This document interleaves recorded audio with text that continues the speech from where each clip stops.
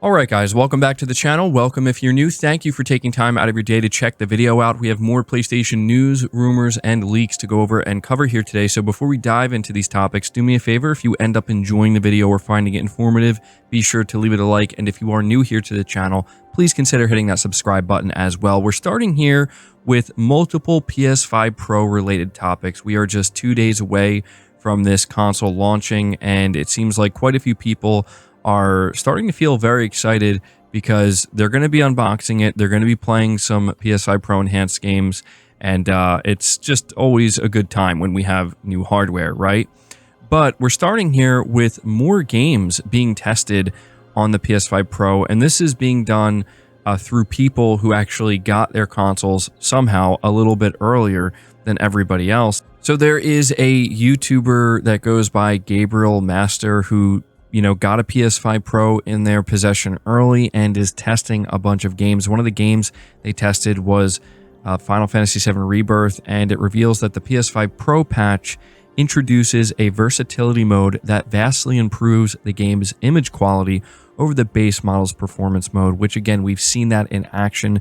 It looks very impressive, but this individual also shared footage of Black Myth Wukong running on the PS5 Pro, which seems to sport slightly better image quality and a more stable performance, even without a dedicated patch. And also testing out Call of Duty Black Ops 6 on the new system, which runs at a more stable frame rate at the 120 FPS mode. It's also worth noting that for some of these games like Black Ops 6, we don't know if the PS5 Pro patch is actually out yet. I guess the assumption is it is, but we're going to have to see further testing with some of these games that were confirmed to be getting Pro patches. But on top of that, this individual shared footage of other titles such as Dragon's Dogma 2, which does seem to be running much better on the PS5 Pro. However, he did test Red Dead Redemption 2, which people are saying really you didn't see any difference at all. So that's a PS4 game, and as we noted, not every PS4 game is going to see some kind of small boost from the PS5 Pro. But we have something that I think is even more interesting, possibly the most interesting topic of this entire video. We have seemingly our first game that is getting PS5 Pro Enhanced that is actually going to be able to run at 60 FPS in 4K, but does not have a 60 FPS mode on any other console. Now, this is an indie game, I will let you know, but this indie game is actually running on Unreal Engine 5 and is striving for photorealism. That game is called Empire of the Ants. Basically, what we're learning is that Empire of the Ants on every console except the PS5 Pro will run at what they're saying is a stable 30 frames per second. On the PS5 and Series X, it's going to run at a resolution between 1400p and 1600p. On the Xbox Series S, it's going to run at 1080p 30 FPS, but it's being upscaled from a native 972p. But it says here on the PS5 Pro, it will run at 60 FPS and 4K, and that 4K is being upscaled from a native 1440p target resolution. So this is something that I think is flying completely under the radar, and I think it's flying under the radar because it's an indie game. It's not a massive AAA title, but still. So this is the first example of a game that we're seeing that answers the question that so many people have had about the PS5 Pro. Is this console going to be able to take 30 FPS games, or games that are going to be locked at 30 FPS on all the other consoles right now, and bring it up to 60 FPS? And the answer for at least this game is yes. You're going to be able to get a 4K 60 FPS version on the Pro, and that is non-existent on any other console version. And it is an Unreal Engine 5 game, which I think is also very important to this topic, right? Unreal Engine 5 has been shown to not really do too great in a lot of instances on the current gen consoles, and it kind of struggles. And we did hear from developers prior to the launch of the upcoming launch of the PS5 Pro that this console is going to greatly benefit UE5 games. And this is the first example we're seeing of that. So this could be a one-off. I don't want to get ahead of myself. I want to make it clear that this is just one example of an indie title, but a photorealistic indie title in Unreal Engine 5. And so am I looking at this and basically jumping to the conclusion that, well, of course this means GTA 6 is going to run at 60 FPS on the PS5 Pro, but be locked at 30 FPS on all the other consoles. No. We have no idea how this is going to translate to bigger AAA games. If this can happen for an indie game, then, it might be possible that this can happen for AAA games as well.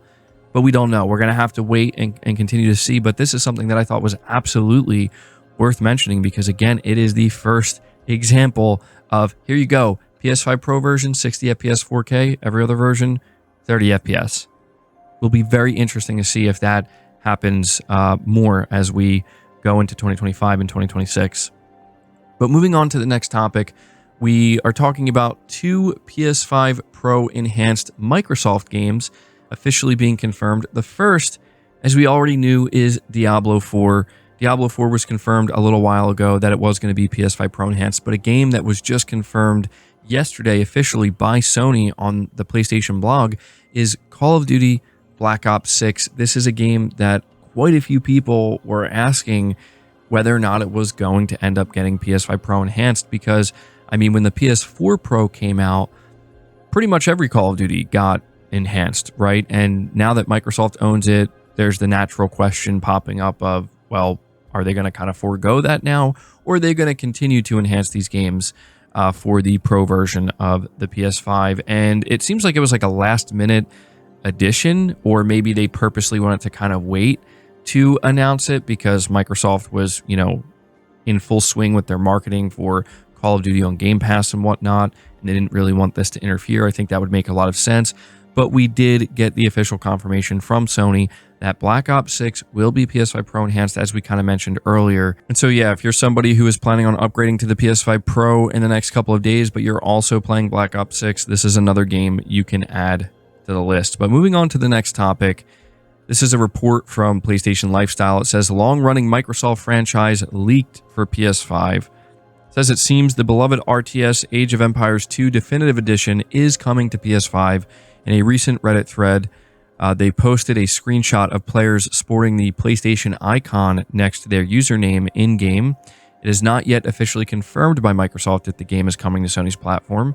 Within the thread, someone did confirm that these two players were real. It is uncertain how or why these players are playing Age of Empires 2 Definitive Edition on the PlayStation platform. The most logical conclusion is these two users are either playtesters or developers checking out the port.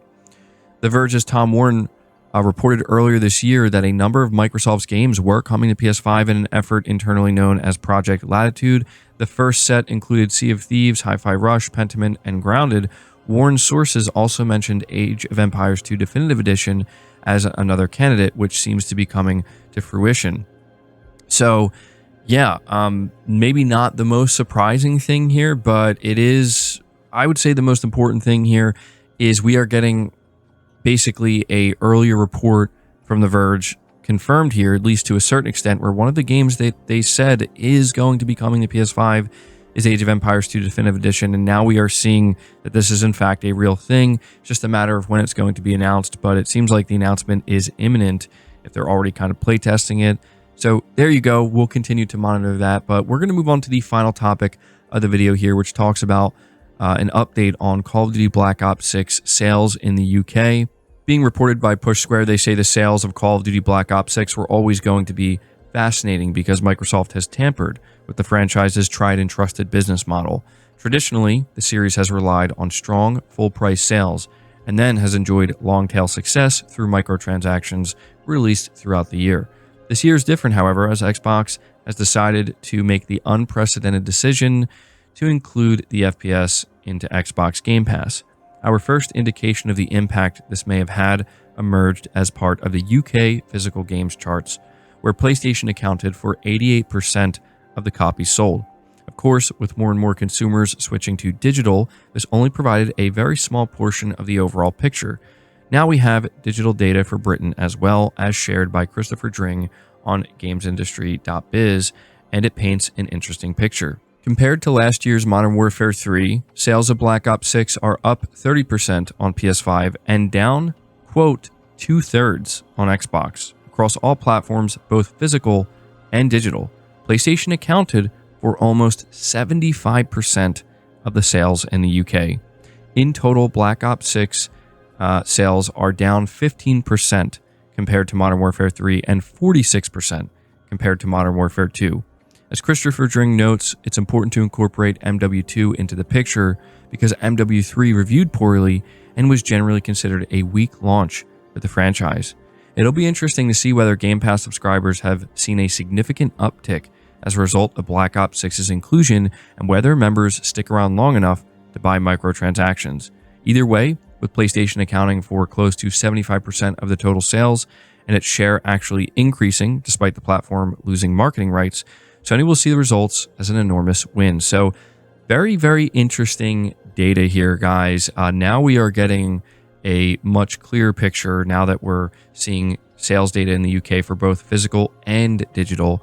There was this kind of assumption that maybe the sales weren't really down as much as we thought they were because most people are probably buying the game digitally on Xbox, but now it's been revealed that no, sales are down. So one thing that at least this chunk of data is making clear is that Microsoft including Black Ops 6 into Game Pass has certainly hurt their sales.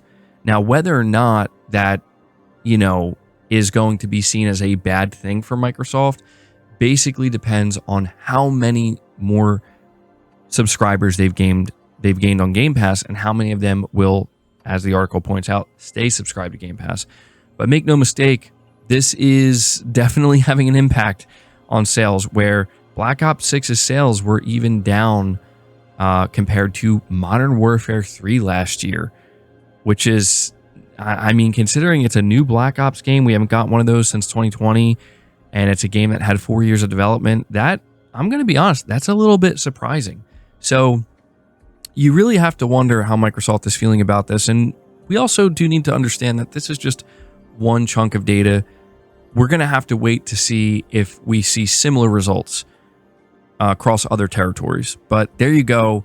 There's your update. Guys, that's going to do it for the video. I hope you enjoyed it. I hope you found it informative. If you did, be sure to leave it a like, subscribe if you're new, hit the bell notification icon, and feel free to share the video out on top of all that. But until next time, guys, take care.